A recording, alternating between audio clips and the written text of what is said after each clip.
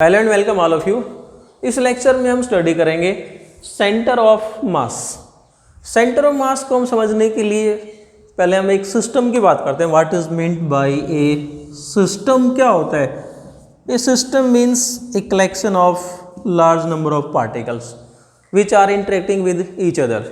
Suppose ये हमारे पास में कोई सिस्टम है और जिसके अंदर हम ये मान लेते हैं these are the particles of mass m1, m2, m3 and so on. This is nth particle of mass mn and these particles are interacting with each other in some way. Now these particle makes a system. अब जब हम इस पूरे system की motion को discuss करना चाहते हैं तो क्या करना होगा? हमें इन सभी पार्टिकल्स पे जो फोर्स लगा है उस फोर्स को कंसिडर करेंगे। तब हमारे पास में क्या आएगा? यदि n पार्टिकल हैं तो पूरे सिस्टम की मोशन को एक्सप्लेन करने के लिए वी हैव n इक्वेशंस। अब उन n इक्वेशंस से बचने के लिए हम क्या करते हैं? इस सिस्टम के अंदर एक ऐसा पॉइंट ढूंढते हैं जहां पर हमने जितना फोर्स इन n पार्टिकल पे लगाया, यदि उतना ही फोर्स उस एक पार्टिकल पे लगा दें, एक पॉइंट पे लगा दें, तो इस सिस्टम की जो स्टेट है, चाहे ये स्टेट रेस्ट की थी या मोशन की थी, जो भी स्टेट थी इसकी, वो सिस्टम क्या रहे? That remains unaffected. मतलब ये सिस्टम हमारे पास में सपोज इस फॉर एग्जांपल हम समझते हैं कोई suppose this is any system. ये मान लेते हैं हमारे पास में कोई सिस्टम है, इसके अंदर n पार्टिकल प्रेजेंट है। Now I apply some force with help of my hand. Now this system is at rest. इसका मतलब इन सभी पार्टिकल पे हमने यहाँ से फोर्स लगा रखा है, राइट? ये सिस्टम किस में आ गया? रेस्ट में आएगा। अब जितना फोर्स अब लगाया हुआ है, अगर मान लो मैं ये कह दूँ कि उतना ही फोर्स मैंने अब लगाया और ये सिस्टम अभी भी क्या आ गया? पहले वाली स्टेट में ही है। इसका मतलब इस सिस्टम का जो टोटल मास है, हम ये कह सकते हैं कि वो इन मेरी 3 फिंगर्स के बीच में है। या उसी प्रकार से यदि हम कहीं ना कहीं एक पॉइंट और सर्च करते जाएंगे तो एक पॉइंट ऐसा आएगा जहाँ पर ये जो सिस्टम है उस एक पॉइंट पे क्या हो जाएगा? बैलेंस हो जाएगा। इसका मतलब जितना फोर्स हम पूरे सिस्टम पे अलग अलग पार्टिकल पे लगाएं, उतना ही फोर्स किसी एक पॉइंट पे लगा दें और इस सिस्टम की स्टेट क्या आ जाए? बिल्कुल पहले की तरह ही। इसी प्रकार से मान लो ये सिस्टम है, n पार्टिकल है, इसके ऊपर हमने फोर्स लगाया और ये सिस्टम किस पे आ गया? मोशन में आ गया। अब इसकी जिस भी प्रकार की मोशन है, n पार्टिकल पे फोर्स लगाया, मोशन में आ गया। यदि n पार्टिकल की जगह यदि हम किसी एक पॉइंट पे फोर्स लगा देते और इसकी जो मोशन है बिल्कुल पहले की तरह ही होती, it's motion would remain same, तो वो वाला पॉइंट क्या कहलाता है? इसका centre of mass. So centre of mass के लिए हमारे पास में एक डेफिनेशन सिंपल सी क्या आ जाएगी कि centre of mass of A system is balancing point of the system. किसी भी सिस्टम का जो बैलेंसिंग पॉइंट है ना, वो क्या कहलाता है? उसका सेंटर ऑफ मास। ये तो होगी एक वेरी सिंपल सी डेफिनेशन।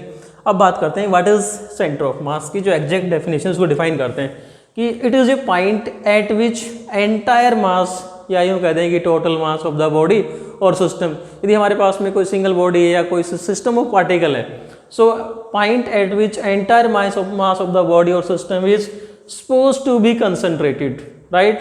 और यूँ कहते हैं कि if all the forces acting on the body or system were to be applied at the center of mass, the state of rest or motion of the body या system remain unaffected। मतलब क्या है इसका? जैसे ये हमारे पास में सिस्टम था, इन सभी पार्टिकल्स पे हमने फोर्स लगाया। अब इस सिस्टम की मान लो जो भी कंडीशन है, मोशन की है, रेस्ट की है, इन सभी पार्टिकल पे हम अलग अलग फोर्स लगाएंगे। अगर उतना ही फोर्स हम किसी एक पॉइंट पे लगा देते, राइट? मान लो ये वाला पॉइंट है, सभी पार्टिकल पे फोर्स लगाया, उतना फोर्स यहाँ पर किसी एक पॉइंट पे लगा दें और इस एक पॉइंट पे फोर्स लगाने के बाद में जो मोशन इसकी पहले आ रही थी ना, वो ही स्टेट एक पॉइंट पे फोर्स लगाने के बाद में आए, तो ये वाला पॉइंट क्या हो गया? इन सभी का एक इक्वलेंट सिंगल पॉइंट हो गया। या हम यूँ कहते हैं कि इस सिस्टम को हम किसके द्वारा रिप्लेस कर सकते हैं? एक सिंगल पॉइंट ऑब्जेक्ट के द्वारा रिप्लेस कर सकते हैं। सो जो centre of mass, what is the need for centre of mass, जरूरत क्यों पड़ती है? If we have a system of very large number of particles, तो उस सिस्टम की मोशन को एक्सप्लेन करने के लिए we need a large number of equations. अगर हम ऐसा कोई पॉइंट सर्च कर लें कि जहाँ पर बॉडी का पूरा मास कंसंट्रेट हो और जितना फोर्स हम पूरी बॉडी पे लगा रहे हैं उतना ही फोर्स किसी एक पॉइंट पे लगा दें, तो बॉडी की जो स्टेट है that remains unaffected, then that point is called centre of mass. Now we will derive the expression for centre of mass for any system. तो किसी भी सिस्टम के लिए सेंटर ऑफ मास ड्राइव करने के लिए हम पहले क्या करते हैं? Let us take a very simplest system and that consist of two particle system. हम कोई टू पार्टिकल सिस्टम लेते हैं, पहले उसके लिए सेंटर ऑफ मास निकालेंगे और फिर उसी रिजल्ट को यदि हम जनरलाइज कर देंगे then that will be the result for n particle system.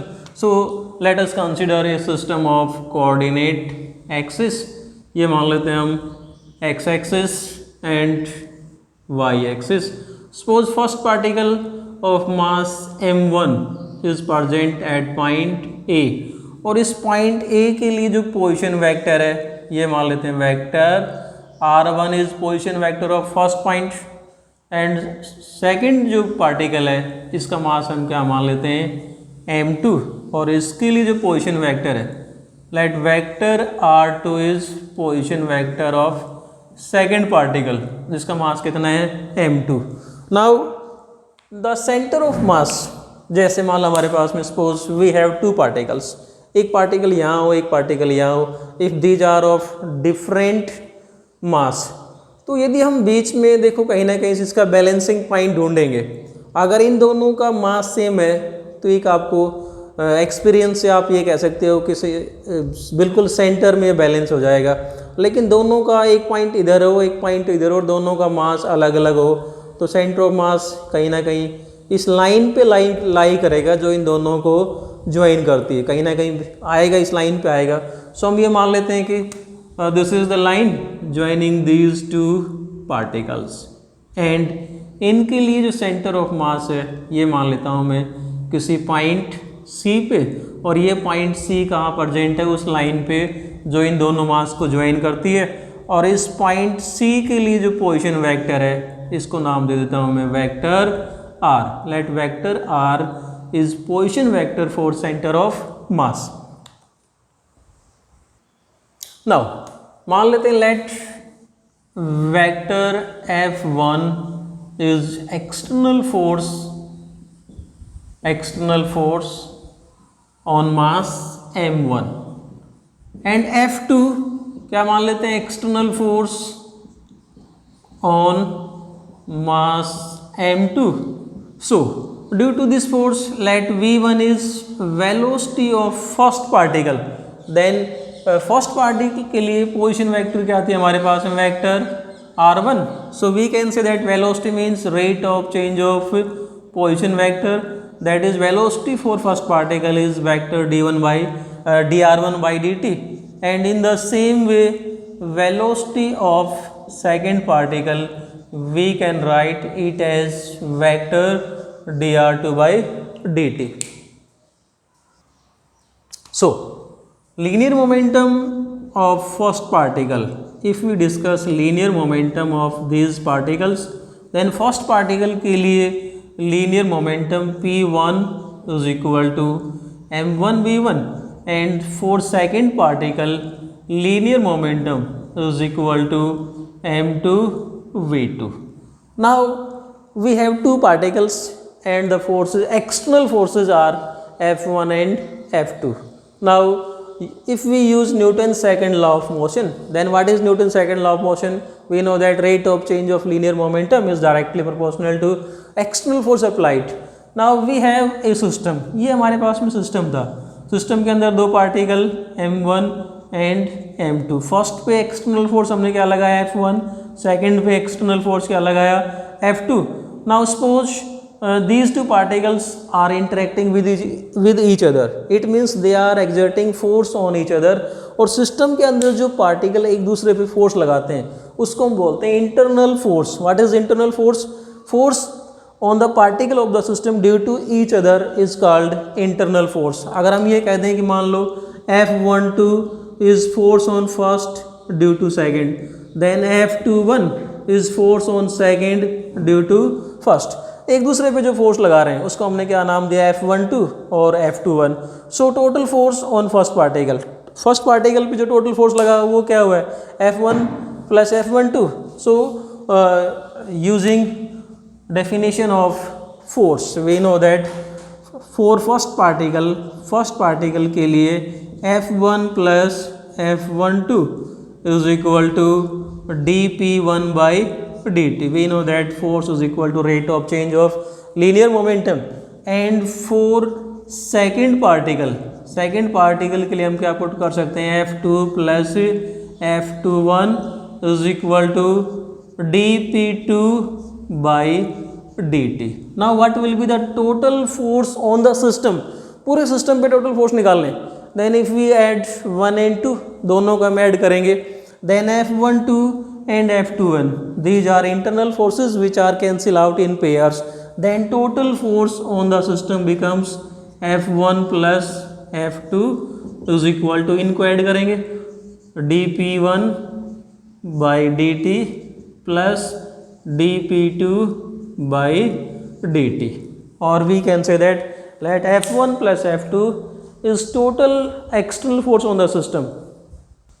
So F1 plus F2 यदि हम मान लेते हैं कि it is total external force on the system, तो इन दोनों को मिला के हमारे पास में जो एक ऑब्जेक्ट सिंगल पॉइंट ऑब्जेक्ट आ जाएगा उसके लिए total force F external is equal to dP1 by dt plus dP2 by dt.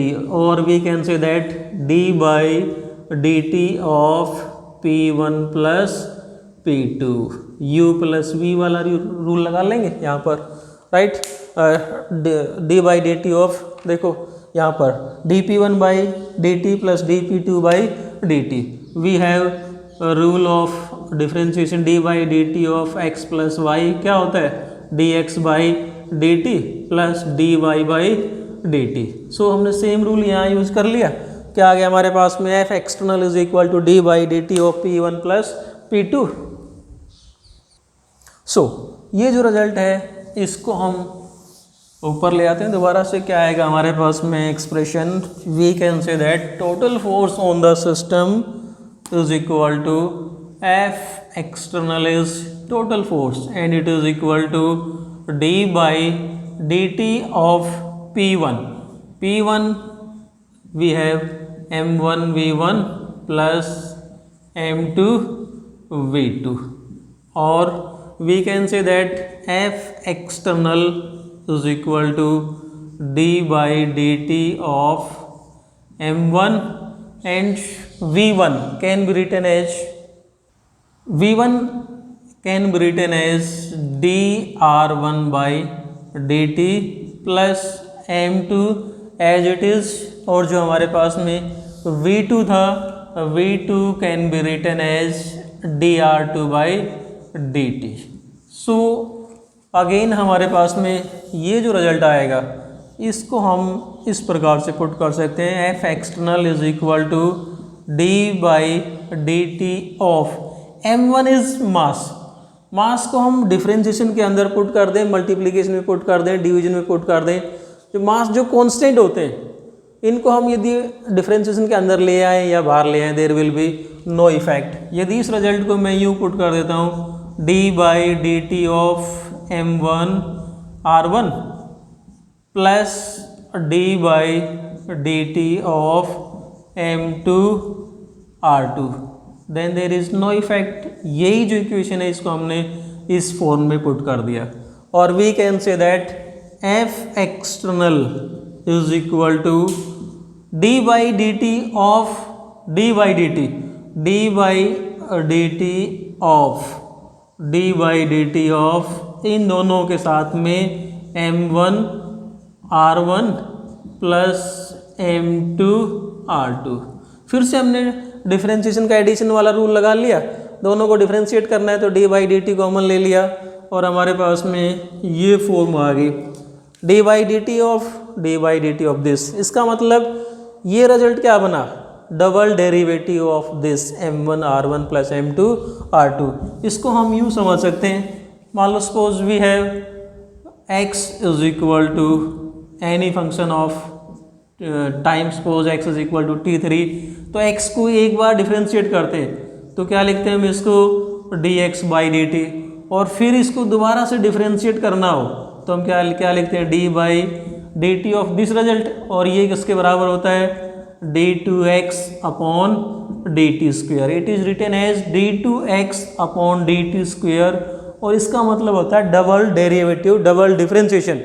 ये जो रिजल्ट आया इसको हमने एक बार डिफ्रेंशिएट किया, फिर जो रिजल्ट आएगा उसको दोबारा से डिफ्रेंशिएट करेंगे, और we can write this as f external is equal to d2 upon d t square of m1 r1 plus m2 r2। So इसको हम वापस ऊपर ले आते हैं and let us solve it further. क्या आएगा देखते हैं, f external is equal to d2 upon d t square of m1 r1 plus m2 r2, right? Now if we multiply this result by total mass of the system and divide by total mass, m1 plus m2 से हमने इसको यहाँ divide कर दिया, और we can say that इसको m1 plus m2 से multiply कर देते हैं। हम जानते हैं किसी भी इक्वेशन को सेम नंबर से मल्टीप्लाई और डिवाइड करते हैं, there is no effect. Now this result becomes f external is equal to m1 plus m2 है, इसको हम यहाँ ले आते हैं इस डिफ्रेंशिएशन से बाहर, m1 plus m2 into d2 square upon d2 upon dt square is equal to m1 r1 plus m2 r2, और अपॉन में ये रह गया था m1 plus m2, right? And this result can be written as f external is equal to m1 plus m2 into d2r upon dt square, where this r vector r is equal to ये जो पूरी term है m1 r1 plus m2 r2 upon m1 plus m2, इसको हमने क्या नाम दे दिया, r1 नाम दे दिया। That is vector r is equal to m1 r1 plus m2 r2 upon में क्या था इसके m1 plus m2, right? Then this r is the expression for centre of mass. This r जो हम यहाँ बात कर रहे थे कि let vector r is position vector for centre of mass, तो हमने इससे फाइनली सेंटर ऑफ मास के लिए जो एक्सप्रेशन निकाल ली है, vector r is equal to m1 r1 plus m2 r2 upon m1 plus m2, that is total mass of the system. So centre of mass for two particle system, हमने two particle system consider किया, और उसके लिए centre of mass के लिए position vector r is equal to m1 r1 plus m2 r2 upon m1 plus m2। अगर यही system हमारे पास में n पार्टिकल के लिए होता, राइट, तो एक्सप्रेशन क्या बन जाती है, m1 r1 plus m2 r2 plus m3 r3 plus m4 r4 and so on divided by total mass of the system. अब यहाँ से इसको हम इस प्रकार से भी डिफाइन कर सकते हैं, अगर m1 m2 को, इस m1 प्लस m2 को r के साथ में मल्टीप्लाई कर देते हैं, m1 plus m2 multiplied by r is equal to क्या आ जाएगा, m1 r1 प्लस इधर से आ जाएगा m2 R2, राइट। सो यहाँ से हम सेंटर ऑफ मास को किस प्रकार से डिफाइन कर सकते हैं? We can say that position vector of two particle system is such that product of total mass of the system and position vector of centre of mass, product of total mass and position vector of centre of mass is equal to sum of product of masses of individual particle and their position vector। देखो individual particle क्या थे हमारे पास में m1 और m2, और इनकी position vector क्या थी r1 और r2। यदि हम प्रत्येक पार्टिकल के मास को उसके पोजीशन वेक्टर से मल्टीप्लाई करके इन सभी का सम कर देंगे तो किसके बराबर आ जाएगा? Product of total mass and position vector of centre of mass. So m1 plus m2 into r, this is total मास, और इसको हमने किससे मल्टीप्लाई किया? r से मल्टीप्लाई कर दिया। Then we have in new term, यहाँ से हम एक नई टर्म को डिफाइन करते हैं जिसको बोलते हैं moment of mass, moment of mass, and that is rotational equivalent of mass. जैसे हम अगर ये कह दें कि इस सिस्टम का टोटल मास यहाँ कंसंट्रेटेड है, तो इस टोटल मास को किससे मल्टीप्लाई करेंगे? इसके r से मल्टीप्लाई कर देंगे, तो मोमेंट ऑफ मास क्या हुआ? mr। अगर फर्स्ट पार्टिकल हमारा m1 है, इसके लिए पोजीशन वेक्टर r1 है, तो फर्स्ट पार्टिकल का मोमेंट ऑफ मास क्या हुआ? m1 r1। सेकेंड पार्टिकल का मास m2, उसकी पोजीशन वेक्टर क्या है? r2। देन इसका मोमेंट ऑफ मास क्या होगा? m2 r2। So moment of mass, that is we can say that moment of center of mass is equal to sum of moment of mass of all particles। देखो यहाँ से हम centre of मास को किस प्रकार से डिफाइन कर सकते हैं? Moment of centre of mass, this is moment of centre of mass. We can say that m1 r1, m1 plus m2, this is total mass multiplied by r, it becomes moment of center of mass is equal to sum of moment of mass, sum of moment of mass of all particles। System के अंदर जितने भी particle हैं उन सभी के moment of mass का यदि हम सम कर दें तो किसके बराबर होगा? Moment of centre of mass के बराबर। Now we have some special cases of center of mass। What are the various special cases? If we assume that this center of mass lies at the origin, if we assume that center of mass lies at origin, that is r is equal to क्या हो? 0, then this term we can say that m1 r1 plus m2 r2 is equal to 0, or we can say that r1 is equal to minus m2 r2 by m1। now this minus sign indicates that r1 and r2 are opposite in direction। इसका मतलब क्या हुआ? if one particle lies at the right of origin, तो एक किधर आएगा?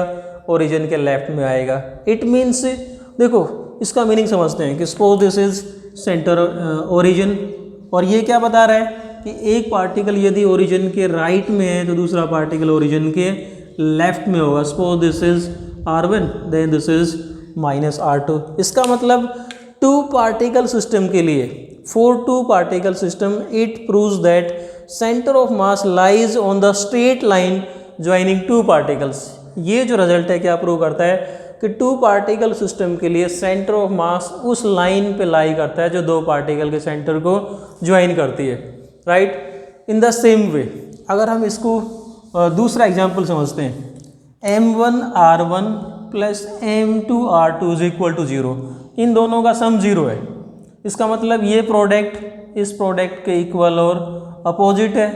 अगर हम यहाँ से ये मान लेते हैं कि m1 is less than m2, यदि मास m1 m2 से छोटा है, और तब इन दोनों का प्रोडक्ट, देखो ये प्रोडक्ट इसके बराबर आना है। यदि m1 m2 से छोटा है then it is clear that R1 is greater than R2, तभी तो ये प्रोडक्ट बराबर आएगा. If M1 is less than M2 it means R1 is greater than R2.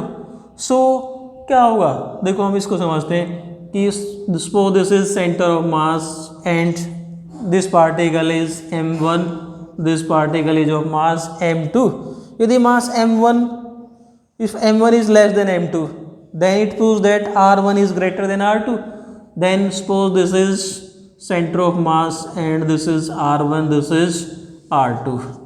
So यदि M1 M2 से छोटा है तो इस R1 को R2 से बड़ा होना पड़ेगा, और इसका मतलब क्या हुआ कि जो सेंटर ऑफ मास वो किसके नज़दीक जाएगा, M2 के नज़दीक, तभी तो R2 छोटा होगा. और सेंटर ऑफ मास यदि M2 के नज़दीक जाएगा, इसका मतलब हमारा जो रिजल्ट है वो क्या आया, centre of mass, we can say that centre of mass is close to heavier object. Centre of mass is close to heavier object. For example if we consider a 2 particle system, जैसे Earth Moon system की बात करते हैं, Earth and Moon makes a 2 particle system. Earth and Moon makes a 2 particle system. So we can say that for this 2 particle system, Earth और Moon का जो center of mass है वो किसके नज़दीक होगा, that is near to Earth, right? तो ये था हमारे पास में concept कि 2 particle system के लिए जो center of mass है that is always close to heavier object. Now we take one more result. Suppose we have 2 particles of mass M1 M2. If mass of 3 particles is same, mass of 2 particle is same, if M1 is equal to M2 is equal to M, यदि दोनों particle का mass same होता तो centre of mass के लिए जो हमने expression निकाली थी क्या बन जाएगी, ये M प्लस M, देखो M1 M2 दोनों same, M plus M into vector R तो इज इक्वल टू क्या आएगा, M1 की जगह M R1 प्लस M2 की जगह M क्या होगा, R2. और we can say that vector R is equal to, इन दोनों में से M कॉमन ले लेते हैं, sorry this was small R1 और ये क्या था स्मॉल R2. इन दोनों में से हमने M कॉमन लिया, क्या आएगा R1 plus R2, right, upon में M प्लस M 2M हो गया, इसको इसके बटे में ले आते हैं, M से M कैंसिल. सो हमारे पास में जो सेंटर ऑफ मास है यहाँ से क्या आएगा, we can say that vector R is equal to M से M cancel, that is equal to R1 plus R2 upon 2. Now what is the meaning of this result, ये जो रिजल्ट आया इसका मीनिंग क्या हुआ, यदि 2 पार्टिकल का mass same है, if we have 2 particles of equal mass, first particle second particle, तो इनका जो सेंटर ऑफ मास होगा that will be at the centre. R1 plus R2 divided by 2 means at the centre of the line joining 2 particles. So ये था हमारे पास में concept centre of mass for 2 particle system.